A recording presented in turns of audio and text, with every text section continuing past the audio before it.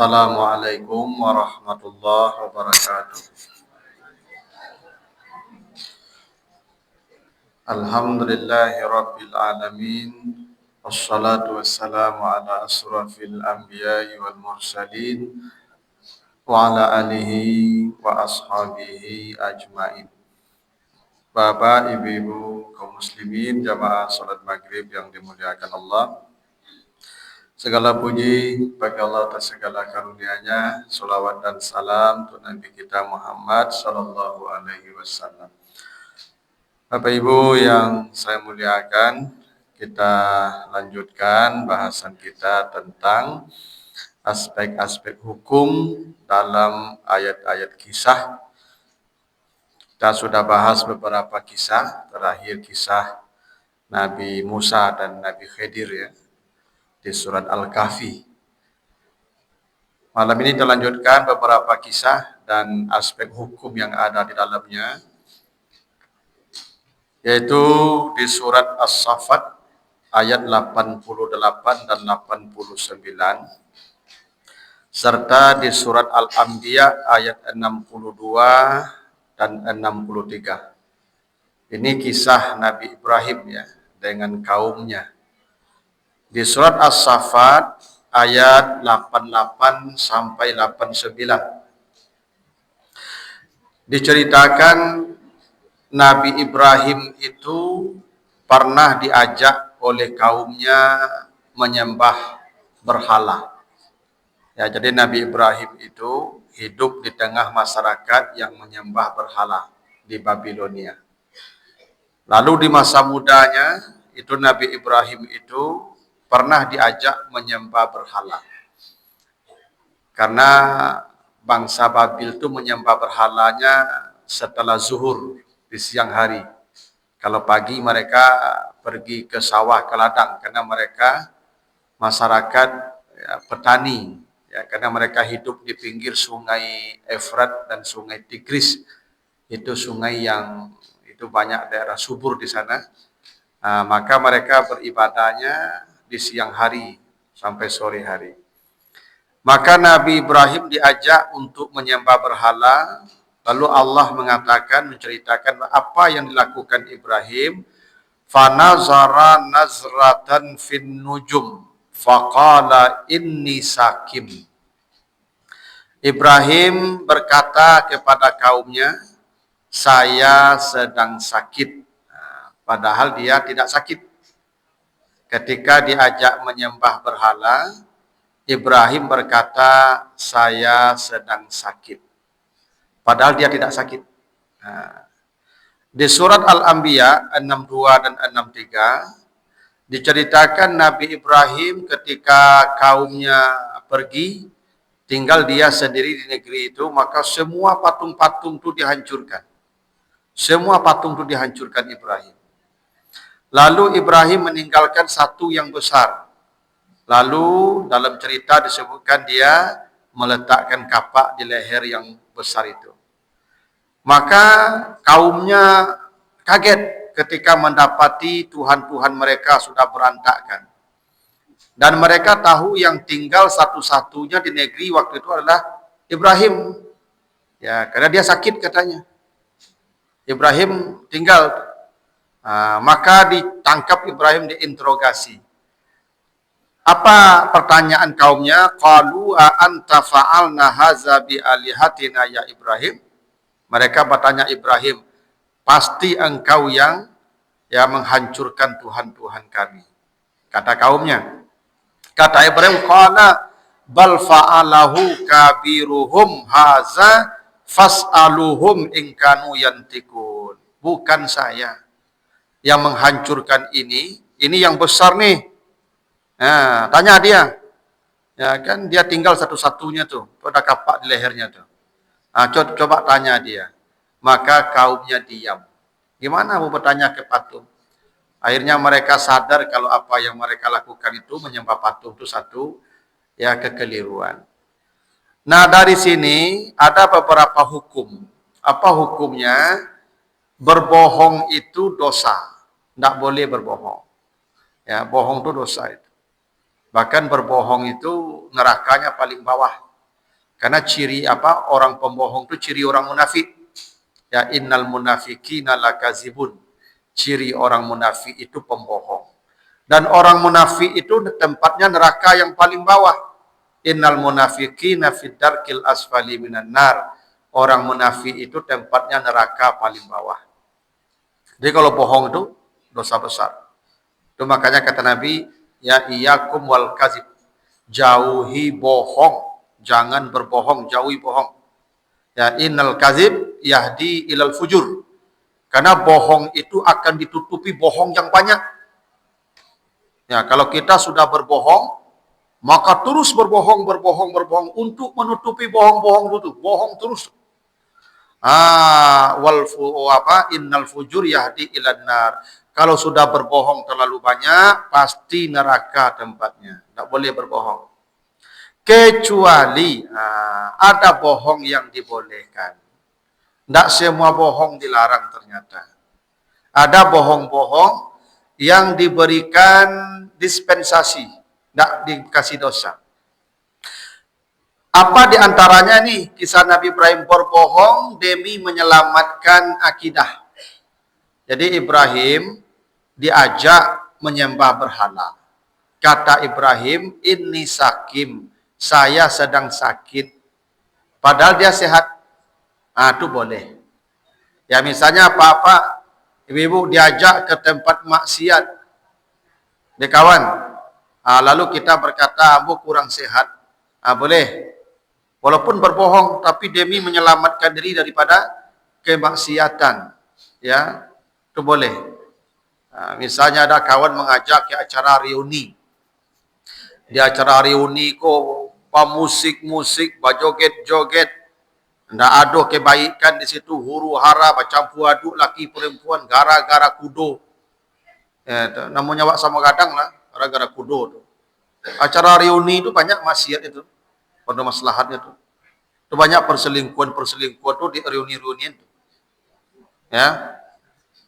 Nah, bapak ibu diajak oleh kawan acara reuni. Bapak ibu tahu tampil reuni kau dah ada kebaikan. Ya kan, bahkan yang ada malah dosa. Lalu bapak ibu mengatakan, ambu sedang sakit, ambu kurang sehat, boleh. Anda berdosa, berbohong begitu. Demi menutup maksiat untuk diri kita. Boleh kita berbohong. Seperti Nabi Ibrahim, yang ketika diajak menyembah berhala, dia mengatakan, saya sedang sakit. Yang kedua, berbohong demi menutup pintu maksiat bagi orang. Ibrahim menghancurkan patung-patungnya, padahal dia yang menghancurkan. Lalu kata Ibrahim, bukan saya, tuh yang besar tuh. Supaya orang-orang ini tidak lagi menyembah berhala. Kalau begitu kita berbohong boleh. Misalnya anak bujang ibu, nyo kapai ke diskotik, nak mau tagahan, ibu suruhan kunci ondanya, kunci otonya. Ya dah? Ibu yang menyuruh kunci onda itu, kunci oto itu. Hanya lepan yang mencari itu. Awak tanya ke ibu, mak nampak kunci Honda bu? Tak nampak nama lah ya, tu boleh tu. Ya kan ibu nyuruh dari itu mah. Boleh kalau tujuannya menutup maksiat bagi orang ni. Misalnya suami ibu kerajonya bampuk saya, berjudi kerajonya. Suruhan dompetnya tu. Suruhan dompetnya tu. Lapan yang hanya masih dompet kan. Tanya ke ibu, tak nampak dompet kamu rumah? Tak nampak lah ya. Kalau ibu nyuruhan tu. Itu boleh tu. Kalau niatnya untuk mencegah orang dari maksiat, boleh berbohong. Itu contohnya Nabi Ibrahim itu. Supaya kaumnya sadar dengan kesalahannya, tidak lagi menyembah patung, berbohong Nabi Ibrahim itu yang besar itu yang menghancurkannya. Tanyalah ke dia tu. Akhirnya mereka sadar. Nah, jadi Bapak Ibu, tidak semua bohong dikasih dosa. Bahkan dalam hadis Sahih Bukhari Muslim, hadis dari Ibnu Syihab, itu dikatakan, kata Ibnu Syihab, walam asma yurakhisu fi syai'in mimma yaqulun nas kazibun illa fi salasin al-harbu wal islahu bainan nas wa hadisul rajuli imra'atahu wa hadisul mar'ati zaujaha. Kata Nabi, semua bohong dikasih dosa kecuali 3 bohong yang tidak dikasih dosa. Nah, kata Nabi begitu. Ada lagi 3 bohong yang tidak dikasih dosa. 1, berbohong demi menyelamatkan nyawa orang dalam perang. Jadi kondisi chaos, terjadi tawuran. Ya, 2 kelompok tawuran. Jadi ada orang dikejar tuh, mau dibunuh. Lalu dia bersembunyi, nampak oleh kita dia bersembunyi di sana. Lalu ditanya, apa? Aduh, orang lalu siko ndak menyuruh siko. Jangan dikatakan terus tua. Tak boleh jujur. Demi menyelamatkan nyawa orang, boleh berbohong. Yang kedua kata Nabi, wal islah bainan nas, demi mendamaikan orang. Apa bakawan jo si A jo si B, si A jo si B ko ndak belok lah, pemusuhan. Pinjo elok jawab kedua-duanya. Datang si A memburu-buruan si B. Lah pulang si A ko datang si B ke ibu. Kecilnya tadi, dia dah tahu. Ibu jangan jujur. Berbohong tak apa-apa supaya dia berdamai. Kecilnya apa ibu elok. Tak situ real tu. Tapi kalau niatnya untuk mendamaikan, boleh berbohong. Jangan jujur mengatakan apa yang disampaikannya di cakapnya. Nah, yang ketiga kata Nabi, hadisul rajuli imra'atahu wa hadisul mar'ati zaujaha. Berbohongnya seorang suami untuk menyenangkan hati istrinya. Atau sebaliknya, berbohongnya seorang istri untuk menyenangkan hati suaminya. Ini tidak dikasih dosa nih. Jadi kalau apa-apa berbohong, supaya ibu bahagia. Ini bukan membohongi istri, Pak ya. Salah Pak Beko, kalau membohongi istri dosa Pak. Ini berbohong untuk supaya ibu ini bahagia. Ya, misal ibu kok masak entah apa-apa entah rasanya ibu tak tahu. Payah awak makan Pak lama gabung-gabung pipi awak malu dua. Enggak ada rasa. Awak lah payah makan, nyoba tanya tu Pak. Lain lama Pak. Kalau betul tanya ibu, jangan jujur apa. Enggak boleh jujur lah. Ya kan, ikut ibu memberikan. Capek ibu. Kasih juga ya. Nah, jadi kalau misalnya ibu bertanya, lama Pak, apa enggak boleh jujur. Walaupun enggak lama, enggak boleh apa jujur. Ibu hati ibu tu. Nengka lama amba sadonya. Bisu damunya masak itu. Ya tu. Kalau bertanya ibu, lama apa onde. Ibu kalau masak dari dulu sampai kini enggak berubah. Enggak berubah kok kan. Iya. Tapi bohong Ustaz. Dia enggak lama loh Ustaz, ya enggak apa-apa. Kalau supaya ibu tu bahagia. Sebab ibu kalau dipuji masakannya, nyo gak 2 jam nak kawaranti mengicik Pak Cahyo. Saking bahagianya. Ibu kalau dipuji masakan ibu tu makanya orang kalau di kampung kalau makan bertambu nak. Weh tambu Ustaz. Lama kan lama itu tapi begitu membahagiakan orang yang memasak. Tak lama lah tapi kitchen lama. Begitu tu makanya di kampung tu Pak perlu bertambu makan. Buat makan bertambu ke tandu lama. Dia. Walaupun lah payah awak Pak memasuk ni, tapi pasun bertambu supaya orang dapur tu bahagianya masak. Gitu tu. Jadi berbohong menyenangkan hati istri boleh. Misalnya ibu mali baju baru. Baju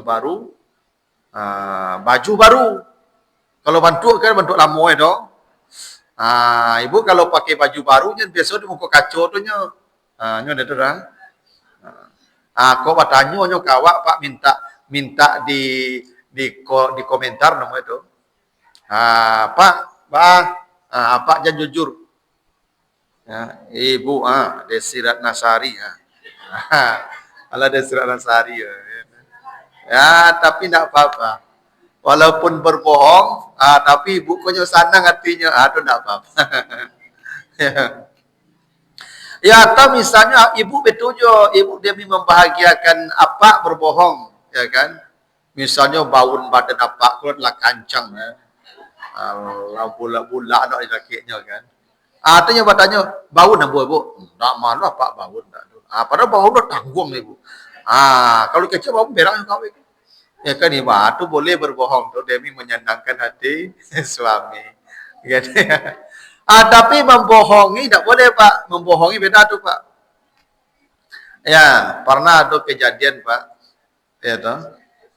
Jadi apa ko hobi mancing ke lawi. Satio minggu tu kadang 3 kali pemancing ke lawi. Nah, kalau mancing ke lawi itu pai pagi, pai sore pulang pagi. Nah, besok begitu tuh. 3 kali seminggu ditanya di Sri Kamada mancing. Besok tanya lu balik Kamada mancing. Mau tahun-tahun Pak mancing ke lawi. Pas ketika apa ko mati, tibu ibu-ibu buat anak dua. Aduh, kira mancing selama ko nak kalawi gitu ya. Itu membohongi istri itu. Anda boleh itu berdosa tu.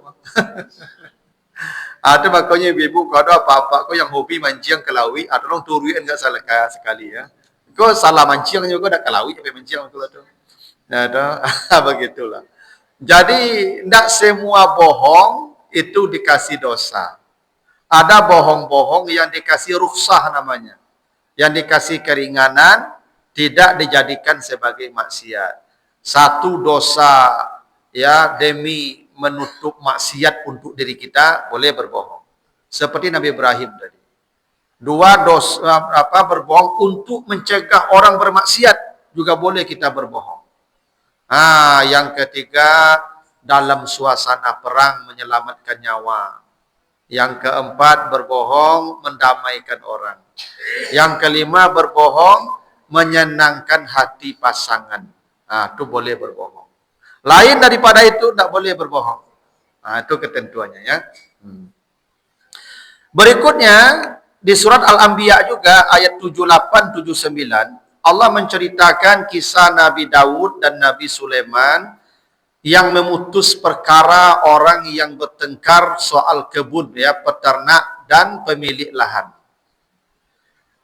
Wa Daud wa Sulaiman iz yahkumani fil harsi iz nafashat fihi ghanamul qaumi wa kunna li hukmihim syahidin fafahamnaha Sulaiman dan seterusnya.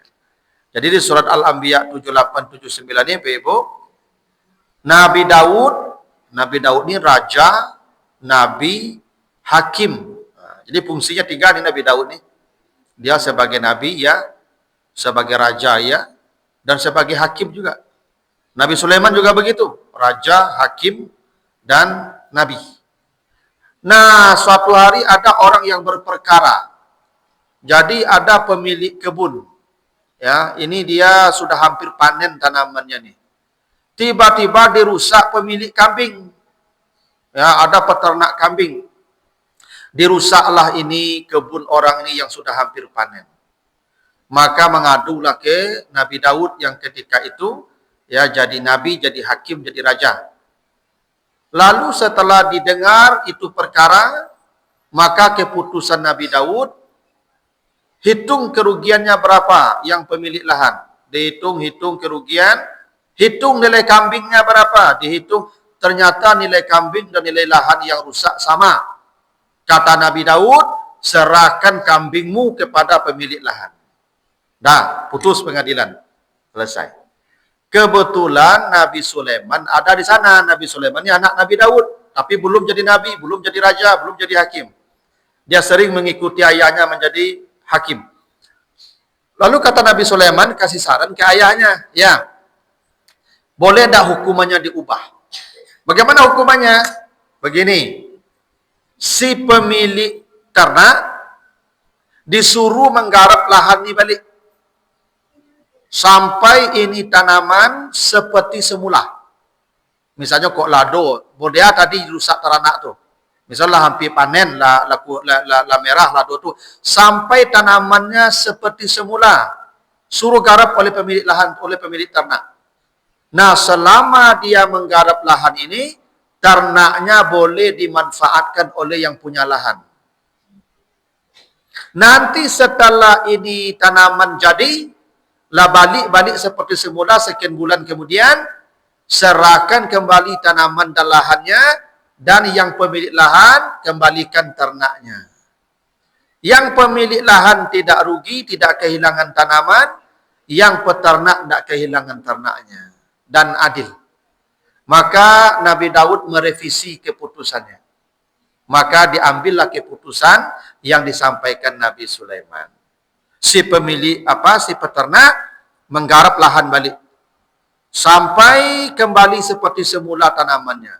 Selama dia menggarap itu, si pemilik lahan silakan ambil susu ternaknya, ambil bulu ternaknya, manfaatkanlah, juallah. Itu keputusannya. Nah, apa hukum dari cerita ini? Bahwa kalau terjadi kasus begitu, misalnya gini, ibu apa menabrak oto orang. Nah, tabrak oto orang. Itu rusak otonya. Itu dibawa ke bengkel. Begitu dibawa ke bengkel, maka selama oto ko dalam perbaikan, apa agen oto apa kinyo untuk dipakainya.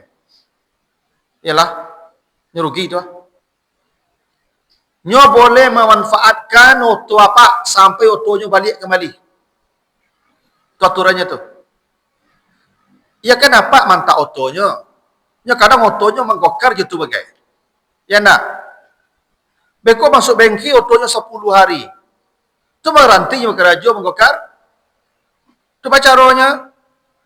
Caranya apa beri ganti rugi. Caranya kalau ndak apa itu gajinya sehari barang menggokar. Sampai otonya balik bayar. Rugi. Atau kalau ndak apa pinjamkan otonya cie. Sampai otonya keluar dari bengkel, hanya manfaatkan oto apa kon. Tuh hukumnya begitu tuh. Nggak boleh dirugikan orang. Apa mantap oto orang tuh masuk otonya ke bengkel. Sekelamu oto di bengkel, tuh rugi lah nyoleh. Ya tak? Harus ada kompensasi. Jadi kalau begitu itu boleh memanfaatkan barang jaminan. Nah, sampai oto apa selesai, kau jaminan oto ambo. Apa pakai oto ambo kau sampai oto apa sehat balik. Kalau enggak apa ganti rugi. Apa misalnya orang kau kerajonya ya kan menggokar tuh maksim tuh. Pak tanya bara penghasilan apa sehari? Ambo sehari 200.000 Pak. Ambo ganti bara selama oto apa di bengkel, ambo apa kasih 200.000 per hari. Betul tuh Pak? Kadang-kadang di awak ko Pak ngajali awak yang salah Pak. Menamu bercakap lu jurang di jalan tuh Pak. Awak kalau salah, kuisnya salah awak tuh ganti rugi orang tuh. Ya kan? Agi kompensasi orang tuh. Kan udah dirugikan. Ya tuh. Seperti kasus tadi itu. Jadi memanfaatkan barang jaminan itu boleh. Kalau konteksnya kompensasi. Yang tak boleh itu memanfaatkan barang jaminan kalau konteksnya pinjaman. Itu haram riba. Ustaz, pinjam mampu piti 10 juta Ustaz. Barang lama Pak belian. Ya, enggak 2 bulan, 3 bulan kalau Ustaz. Ayolah, aku jamin Ustaz, aku tu ambu atau ko motor ambu. Pakailah. Oh, enggak boleh tuh, riba tuh. Itu riba namanya itu. Ya, haram.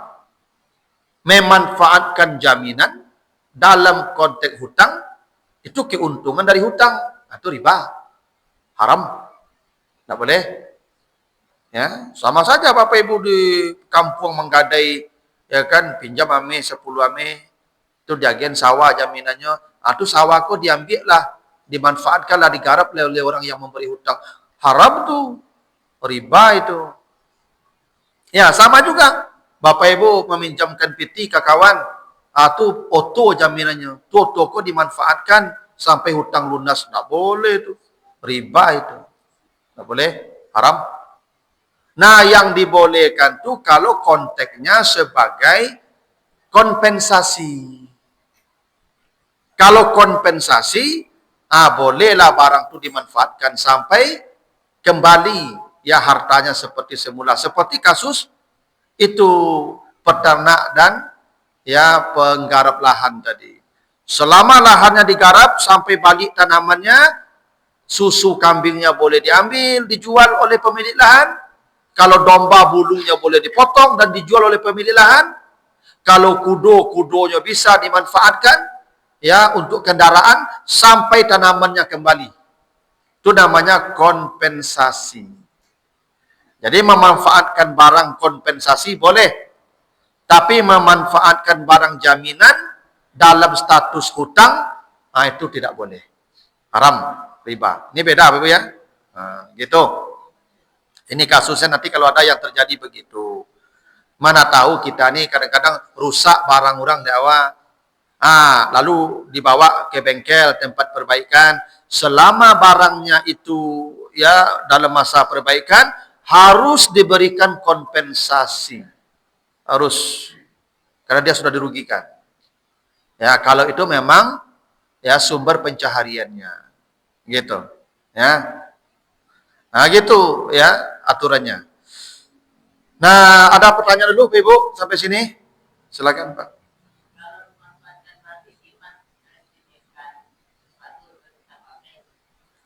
Oh, kalau titipan dimanfaatkan haram, Pak. Merampok namanya tuh. Itu enggak amanah, khianat namanya tuh. Enggak boleh. Ya, Pak, ambo sawantaya titip istri ambo ya. Tuh, Pak manfaatkan istri itu. Kamu tuh. Ya. Ya kalau titipan bisa dimanfaatkan. Enggak boleh tuh. Enggak boleh memanfaatkan titipan. Itu makanya Bapak Ibu kalau di bank, Bapak Ibu kalau menyimpan di bank itu akadnya pinjam meminjam. Artinya orang bank itu meminjam uang kita. Nah, kalau pinjam meminjam boleh dia pakai uang itu. Boleh. Nanti kita ambil lagi. Kalau akadnya titip, wadiah namanya, tidak boleh orang bank memakai uang kita. Harus balik uang itu serinya pun harus sama. Itu yang namanya pinjaman, apa titipan. Ambo titipkan HP ambo, Pak. Bisa tidak diganti jo HP lain walaupun sama mereknya? Tidak bisa. Titipan itu tidak boleh dipakai, tidak boleh dimanfaatkan. Itu titipan. Itu. Makanya di bank tuh Ibu kalau titipan akadnya orang bank tidak boleh memakai uang kita. Seri uang yang kita titip itu balik kawak balik. Baru titipan nama itu. Ya. Nah, kalau memakai barang titipan itu khianat namanya. Tidak amanah. Ya. Titipan tidak boleh dipakai. Ya, Pak. Yang paling kecil masalahnya kalau seandainya misalnya kita pinjam pulpen orang, kita kan memakai zatnya. Oh, enggak minjam tuh Pak, minta tinta namanya itu. Kalau minjam enggak bisa Pak.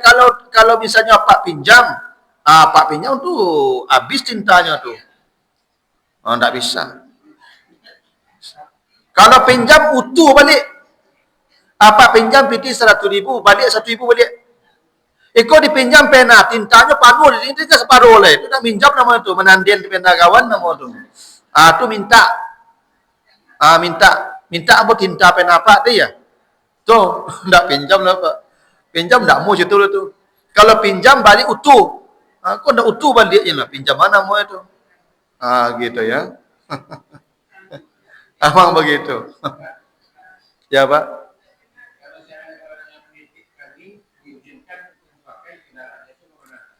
Oh, itu enggak apa-apa. Pak, titip unda mau deh, kok kunci ya. Kok perlu Pak pakai salah? Enggak apa-apa. Tapi kalau enggak ada izin dari itu, kecuali orang rumah enggak boleh. Ya, kecuali ya kalau enggak diizinkannya pakailah. Tapi Pak, tolong titip apa ya barang ambo ya, enggak boleh dipakai. Wadiah enggak boleh dipakai. Ya, yang boleh dipakai tadi hanya kompensasi. Kayak tadi oto orang rusak dia apa? Itu kompensasinya nyonya pakai oto apa? Sampai otonya balik sehat. Itu yo tuh boleh itu. Hutang tak boleh, titipan tak boleh. Ya kan? Kalau pinjaman balikkan sebanyak yang kita pinjam. Gitu. Apa? Jasa titip. Jasa titip enggak apa-apa. Kan kita membayar upah. Boleh? Pak, tolong jago teranak ambo deh, ambo pulang kampung. Tu dijaga dipakai apa bara sehari Pak. Jasonya itu boleh. Ya. Tapi tidak boleh barang yang dititipkan itu dimanfaatkan, dipakai. Bayi jaso boleh. Ya, misalnya kita titip mobil awak di parkir atau ya, awak rumah awak kene parkir ketek lah ya. Auto 2, 3, tu dititip di tempat parkir yang di situ disewa. Ya boleh. Parkir auto bos kau Pak ya. Bara per bulan bayi. Tapi tidak bisa auto kau dipakai oleh yang punya lahan parkir. Tak boleh. Kecuali nyo titip kau kuncinya langsung tu suruh izinkan pakailah Pak bila perlu. Tak apa-apa. Ya, itu hukumnya itu. Jadi yang boleh dipakai itu hanya kompensasi saja. Lain daripada kompensasi tidak boleh dipakai. Gitu. Nah lalu ada lagi Ibu? Enggak? Silakan Ibu.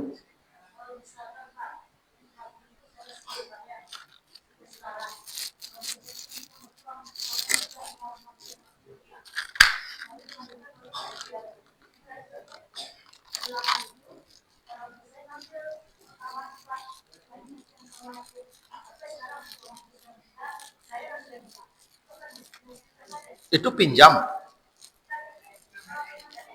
Iya, dulu kan minjam. Itu nyakin sawah kawak. Gitu. Ya, itu jaminan namanya itu. Gadai. Rihan namanya. Nggak boleh dipakai. Iya haram tuh, riba tuh. Hah? Akadnya. Ganti akad jual beli. Gini, dulu kan minjam misalnya 10 ameh. Kau sawah. Lalu ibu buat sawah kau sekian tahun. Sekarang ibu hitung bara penghasilan sawah tu per sekali panen. Lalu di kumpulan. Lalu diselisihkan dengan hutangnya.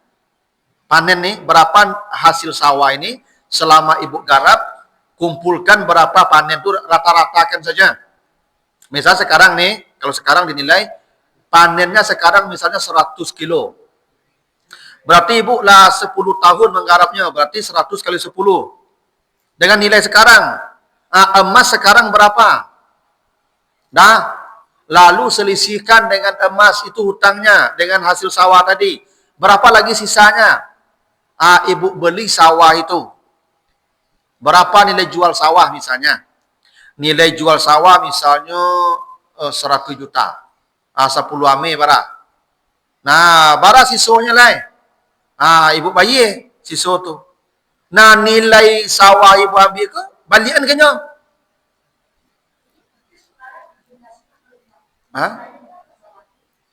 Iya, makanya ibu hitung berapa nilai sawah itu yang sudah ibu dapatkan.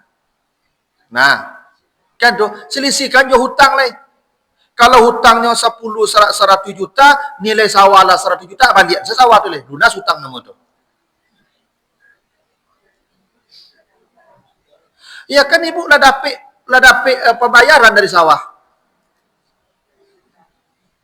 Misalnya hasil sawah selama 10 tahun, ibu kalkulasikan lah 100 juta nilainya. Utang 10 ame kok 100 juta loh. Berarti lah lunas utangnya tuh. Balian sawahnya lain. Kalau ada lunas lain, balik sawahnya kok. Bara nilai sawah kok. Nah, bara nilai sawah, bara jual sawah kok. Selisihkan jo hutang. Ya, selisihkan dengan hasil yang ibu dapatkan. Sisanya, dia lagi nyawa. Sawah untuk ibu lah. Jual beli dah mulai tu. Jual beli. Tapi di kampung tak ada yang mau begitu. Lah sampai turun-temurun, lah sampai anak cucu. Sawah tu masih milik yang menerima gada itu. Itu riba turun-temurun nama itu. Iyalah, riba yang tak berhenti itu. Itu yang disebut dengan Ya ar-riba adafan muda'afah. Riba yang berlipat-lipat yang turun-temurun. Tidak boleh. Ya, kalau tidak dibeli sawahnya tu leh. Bara dijualnya sawah tu. Selisihkan je hutang tambah dengan hasil yang ibu dapetan. Ya misalnya hutangnya 100 juta. Hasil sawah lah 100 juta lo. Berarti lah 200 juta tak. Bara sawah aku menjual 300 juta, tambah 1 juta litnya. Sawah milik ibu. Begitu. Ya kalau tidak berhenti juga, neraka lah tempatnya. Apa lagi? Ya di kampung orang lah cukup sado. Ya sado orang situ tidak bisa jadi hukum halal itu. Halal kok tidak berhukum dari banyak orang. Mentang-mentang banyak orang situ tu halal tu tidak lah. Yang haram walaupun semua orang begitu. Tidak boleh memanfaatkan barang jaminan gadai itu. Yang boleh, itu kasus yang tadi Nabi Sulaiman dan Nabi Daud tadi. Kasus kompensasi namanya. Kalau barang ini sebagai kompensasi jaminannya, boleh dimanfaatkan sampai hartanya kembali. Itu aja. Ya, seperti yang saya contohkan kendaraan tadi. Ya, kalau mobilnya rusak, selama mobilnya di bengkel, dia boleh memakai mobil kita. Dan tu mesti wajib tu hukumnya tu. Kena zalim kurang nama itu. Ya, zalim nama itu. Ya, begitu. Dah? Nomor sadar benda ya. Lalu di surat An-Naml ayat 35, 36, 37 itu diceritakan Nabi Sulaiman pernah berkirim surat ke Ratu Balqis di Yaman. Karena Ratu Sabah ini dan rakyatnya menyembah matahari. Dan burung hudhud kasih laporan. Maka Sulaiman kasih surat, hendaklah kalian masuk Islam menyerah. Kalau tidak masuk Islam, kalian saya serang. Kira-kira begitulah bunyi suratnya. Maka Ratu Balqis mengumpulkan pasukannya, mengumpulkan pembesar-pembesarnya. Ini ada surat nih. Sulaiman meminta kita menyerah. Apa kata rakyatnya, kata pembesarnya? Kita perang. Perang. Kita kuat. Kata Ratu Balqis, Ratu Sabah, kalau perang, rakyat nanti yang celaka. Anda usah perang. Apa yang dilakukan Ratu Balqis? Wa inni mursilatun ilaihim bihadiyatin. Kita kirim hadiah. Maka dikirimlah hadiah yang banyak ke Nabi Sulaiman. Supaya Sulaiman tidak jadi menyerang. Gitu kan? Maka Sulaiman mendapatkan hadiah itu, kemudian menolak. Kata Sulaiman, irji' ilaihim falna'tiyannahum bijunudin la qibala lahum. Kata Sulaiman, pulang kalian. Bawa hadiah kalian balik. Jangan bawa hadiah lagi kepada saya. Maka hadiah Ratu Balqis ditolak oleh Nabi Sulaiman. Di sini ada hukum. Apa hukumnya? Para pejabat, para penguasa, para pemangku kepentingan haram menerima hadiah dari siapapun. Tak boleh. Bupati, wali kota, Pak Lurah, Pak Camat, ya, Pak RW, Pak RT, ya, sampai presiden. Haram menerima hadiah, termasuk keluarganya. Tak boleh. Karena hadiah dalam kapasitas dia pejabat, pasti hadiah karena ada maunya, sogok namanya. Kalau mau menerima hadiah, pensiun dulu. Baru boleh terima hadiah. Tapi kalau dah pensiun, selalu kan bagi hadiah. Siapa tak dorang ni? Nyom aku awak dia bagi hadiah aku, dia awak punya kos jabatan. Tu makanya kok kepala dinas dulu, zaman-zaman dulu, kepala dinas, tak banyak parcel datang. Dah banyak hadiah datang dari kepala dinas. Pensiun lah jadi kepala dinas. Nak kado hadiah boleh Pak. Jadi hadiah itu boleh kalau konteksnya saling mencintai. Tahadu, tahabu. Saling memberi hadiah karena saling mencintai. Kalau dia pejabat bukan karena cinta. Pasti bukan karena cinta. Tapi kalau apa bagi hadiah ke istri pasti karena cinta. Pasti itu. Ya. Itu makanya ibu asa acuk dapat hadiah dari apa tak ada cinta ke ibu. Tapi kalau mulai jarang dapat hadiah, ya kan? Bahkan lama minta lah setahun besok ke besok itu nak cintanya itu. Ya.